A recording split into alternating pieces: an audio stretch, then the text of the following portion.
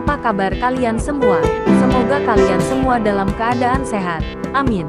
Sebelum melanjutkan ke ceritanya, jangan lupa tinggalkan like, komen, dan subscribe. Karena dengan like dan komentar kalian, yang semakin membuat admin semangat mengupload lanjutan ceritanya.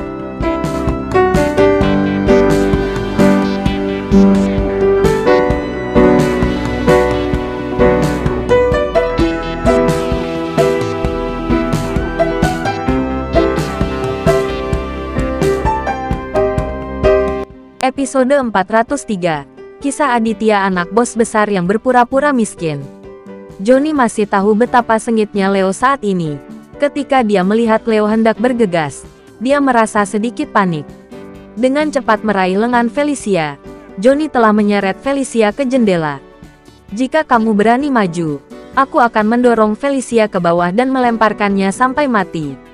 Johnny berteriak kepada Leo seperti orang gila. Aditya segera menghentikan Leo. Saat ini, Johnny seperti orang gila. Siapa yang tahu apakah orang ini benar-benar akan mendorongnya atau hanya ancaman? Jika benar, ini adalah lantai 5, dan Felicia akan jatuh hingga mati. Leo tidak berani bergerak lagi.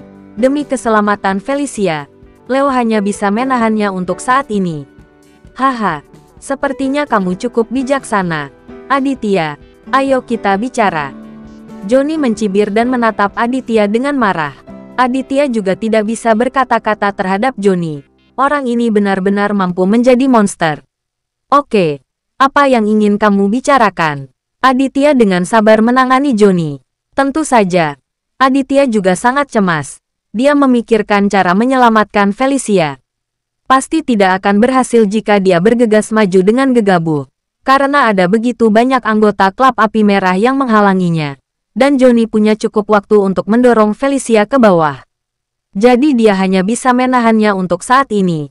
Aditya masih sangat cemas. "Izinkan saya memperkenalkan Anda terlebih dahulu. Ini Tuan Samsul dari kelompok pembunuh api merah. Dia ingin menanyakan sesuatu kepada Anda." Johnny tidak tahu bagaimana melakukannya dengan benar.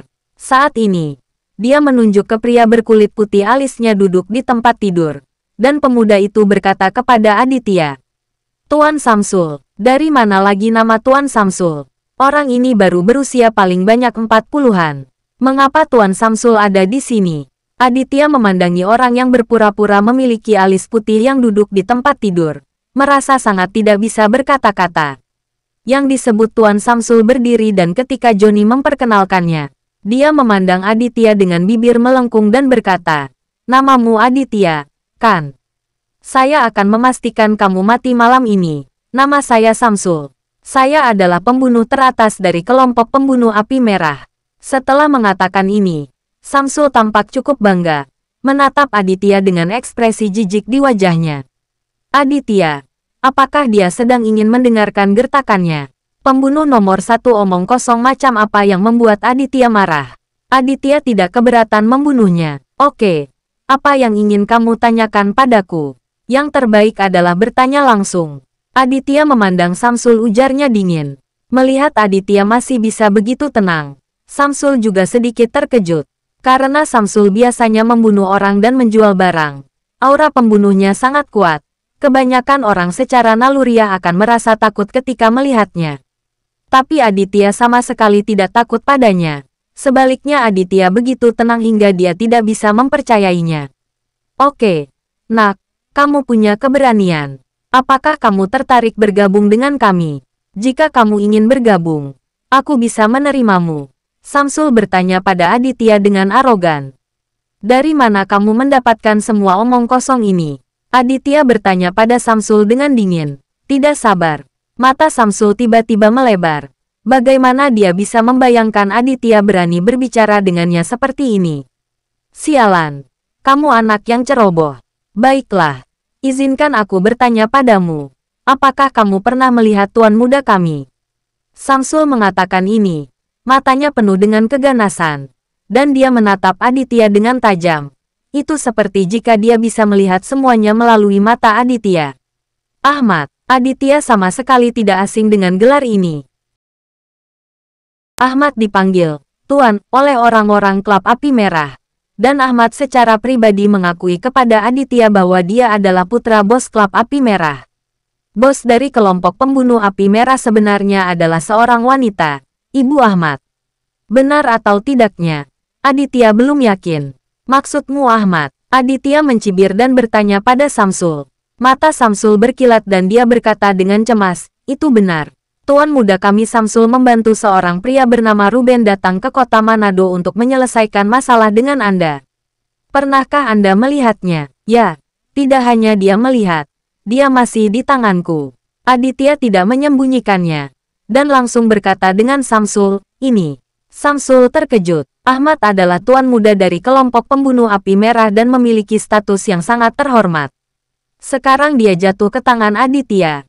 Bagaimana mungkin Samsul tidak terkejut? Apa yang kamu lakukan pada Tuan Ahmad? Aku memperingatkanmu. Segera serahkan Tuan Ahmad kepadaku. Dan aku dapat mempertimbangkan untuk menyelamatkan nyawamu. Jika tidak, aku akan membiarkanmu mati tanpa tubuh utuh. Percaya atau tidak, Samsul memperingatkan Aditya dengan keras. Dan dia sangat sombong saat ini. Setelah dia mengatakan ini, beberapa anggota Api Merah berkumpul, siap mengambil tindakan melawan Aditya kapan saja. Ruang di kamar tidur tidak besar, dan anggota klub Api Merah ini berkumpul. Setengah meter dari Aditya sudah tidak tersedia lagi. Membuatku takut. Aku tidak takut. Wajah Aditya tiba-tiba menjadi gelap, dan kemudian dia berkata kepada Leo, panggil anak buahmu dan minta mereka memotong salah satu lengan Ahmad. Dimengerti. Leo dengan lantang setuju bahwa dia tidak terlalu peduli. Selama Aditya memberinya perintah, dia akan melakukannya. Leo mengeluarkan ponselnya, hendak menelepon. Samsul di samping mendengar dengan jelas, dan wajah lelaki tua itu menjadi pucat. Ini sangat marah dan mendesak. Dia marah karena tidak berhasil menakuti Aditya, tetapi cemas karena Aditya sangat pintar dan ingin langsung melepaskan lengan Ahmad.